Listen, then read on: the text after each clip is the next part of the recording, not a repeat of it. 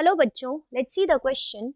The question is directional selection and the options are: first is works against adaptive traits, second favors intermediate forms of a trait, third option is eliminates uncommon forms of alleles, and fourth is shifts allelic frequency in a steady consistent direction. So let's see what is the key concept to solve the question. So the key concept here is that कि हमें natural selection और उसके types के बारे में knowledge होनी चाहिए. अगर हमने ये टॉपिक ठीक से पढ़ा है then easily we can solve the question. तो की कॉन्सेप्ट इज दैट कि हमें नेचुरल सिलेक्शन और उसके टाइप्स के बारे में पता होना चाहिए. तो हमें पता है कि नेचुरल सिलेक्शन क्या है, कि nature means there are variations in a population. एक पॉपुलेशन के मेंबर सारे सेम नहीं होते, उनके अंदर वेरिएशंस है. अब गिवन कंडीशंस में जो यूजफुल वेरिएशंस हैं वो नेचर सिलेक्ट कर लेता है. इसका मतलब जिन ऑर्गेनिजम्स के पास वो वेरिएशंस हैं वो ऑर्गेनिजम्स सिलेक्ट हो जाते हैं and they leave more offsprings than the organisms which are not having those variations. तो ये होता है नेचुरल सिलेक्शन का कॉन्सेप्ट. और इसके टाइप्स होते हैं, तो एक है डायरेक्शनल, एक है स्टेबलाइजिंग और एक है डिसरप्टिव. तो यहाँ पे जो हमें कॉन्सेप्ट है वो है डायरेक्शनल सिलेक्शन का. तो इसको समझने के लिए हम क्या करते हैं, हम बिफोर नेचुरल सिलेक्शन का सिनेरियो देखते हैं. से हमारे पास हम एक ग्राफ प्लॉट करते हैं. तो ग्राफ में एक्स एक्सिस पे हम दिखाते हैं, यहाँ पे हम फिनोटाइप को रिप्रेजेंट करते हैं. मीन्स कोई भी ट्रेट यहाँ पे हम रिप्रेजेंट करते हैं. तो फिनोटाइप में हम एग्जाम्पल के तौर पे ले लेते हैं मेलानिन कंसंट्रेशन. मेलानिन एक पिगमेंट है जो कि स्किन कलर को कंट्रोल करता है.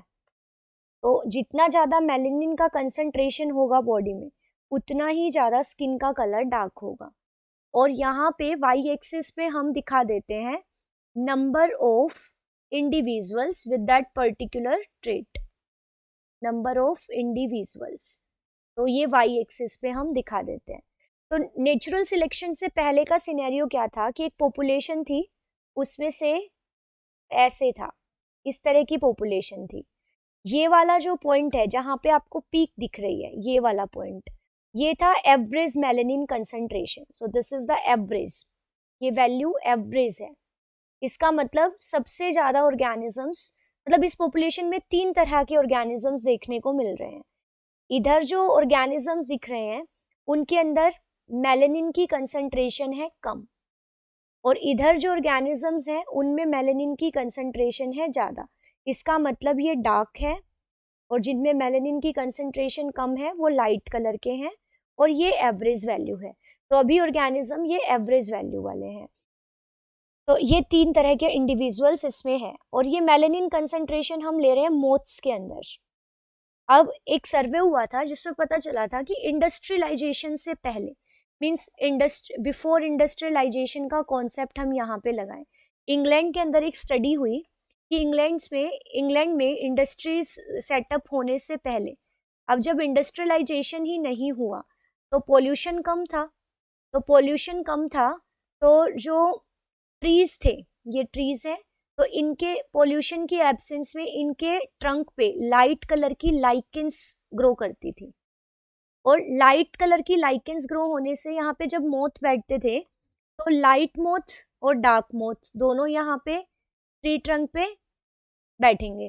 तो जो लाइट पे लाइट लाइकेन है लाइट कलर के, और लाइट मोथ है, तो लाइट वाले मोथ तो लाइकेन के साथ कैमोफ्लेज शो कर लेते थे, बट डार्क वाले मोथ इजीली बर्ड्स को दिख जाते थे, तो इनकी डेथ हो जाती थी, बर्ड्स इनको खा जाते थे. तो क्या हुआ, बिफोर इंडस्ट्रियलाइजेशन का सिनेरियो क्या था कि जो पोल्यूशन की वजह से trees were covered with lichens थी लाइट कलर की. तो लाइट कलर के लाइकेंस पे जब लाइट कलर के मोथ बैठेंगे तो बर्ड्स उनको स्पॉट नहीं कर पाएंगे, जबकि डार्क कलर के मोथ हैं वो इजीली स्पॉट कर लेंगे बर्ड्स और उनको किल कर देंगे. तो जो डार्क कलर के मोथ है धीरे धीरे उनकी पॉपुलेशन आ गई down. So population of dark colour moths decreased, जबकि लाइट कलर के मोथ की पॉपुलेशन इंक्रीज हो गई. सो पॉपुलेशन डिक्लाइंड। तो इसका मतलब ज़्यादा से ज़्यादा मोथ थे वो लाइट कलर के हो गए, बिकॉज जो सिलेक्ट हुए, नेचर ने यहाँ पे किसको सिलेक्ट कर लिया, लाइट वाले मोथ को, जबकि डार्क वाले मोथ को नेचर ने डिस्कार्ड कर दिया। तो धीरे धीरे लाइट वाले मोथ ने ज़्यादा पॉपुलेशन प्रोड्यूस की। और ये ग्राफ अब हम देखें तो किधर शिफ्ट हो जाएगा।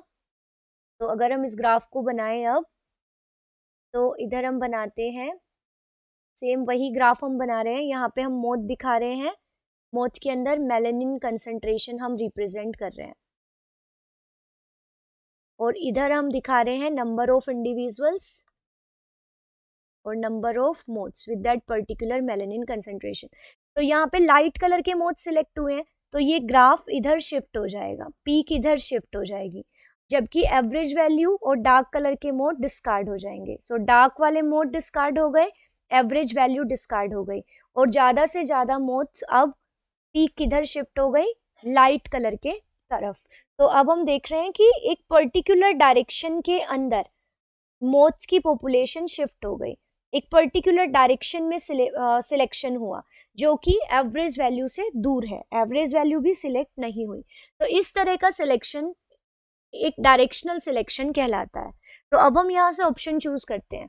तो पहला ऑप्शन है it works against adaptive trait. So this is wrong, because ये अडेप्टेशन के कारण ही तो हुआ कि जो लाइट कलर के मोथ थे वो ज्यादा अडेप्ट कर गए, तो उनका सिलेक्शन हो गया, इसका मतलब वो अडेप्ट कर गए। तो ये अडेप्टिव ट्रेट्स की तरफ काम करता है, इसका मतलब जो अडेप्टेड है उन्हीं का सिलेक्शन होगा। तो पहला तो गलत हो गया। सेकेंड है फेवर्स इंटरमीडिएट फॉर्म। तो इंटरमीडिएट फॉर्म तो एवरेज वाली होनी चाहिए थी, बल्कि एवरेज वाली तो यहाँ पे रिजेक्ट हुई है, so this is also wrong. Third is eliminates uncommon forms of allele. तो ये भी गलत है, ये एलिमिनेट नहीं कर रहा, बल्कि यहाँ पे ये उन एलील्स को फेवर कर रहा है जो कि एक पर्टिकुलर मीन्स यहाँ की कंडीशंस में बेटर अडेप्टेशंस में हेल्प करते हैं। तो ये भी गलत हो गया। Next option is shifts allele frequency in a steady consistent direction. So ये बात ठीक है कि एलील की फ्रीक्वेंसी से पहले एलील की फ्रीक्वेंसी यहाँ पे पी थी, या कोई भी ए से रिप्रेजेंट कर सकते हैं, और इन डार्क वाले एलील के लिए फ्रीक्वेंसी थी Q. So say it was X and it was Y. तो अब एक्स वाली जो है, मीन्स जो पॉपुलेशन है उसकी फ्रीक्वेंसी इसकी तरफ चली जाएगी, मीन्स ज़्यादा से ज़्यादा मोथ अब इसी एलील को रिप्रेजेंट करेंगे। तो एलीलिक फ्रीक्वेंसी एक ऐसी डायरेक्शन में शिफ्ट हो गई जो कि स्टडी रहेगी और कंसिस्टेंट रहेगी। इसका मतलब आने वाली जनरेशन ये पी वाला ही ट्रेट रिप्रेजेंट करेगी जो लाइट कलर के लिए है। So from this discussion it is clear कि जो डायरेक्शनल सिलेक्शन है वो एलीलिक फ्रीक्वेंसी को उस डायरेक्शन में शिफ्ट कर देगा जो कि सिलेक्ट हुई है, और आने वाली जनरेशन उसी फ्रीक्वेंसी उसी वाली एलील को अब रिप्रेजेंट करेगी। So from this discussion it is clear that the right answer of this question is option D. I hope you understood it well. Best of luck. Thank you.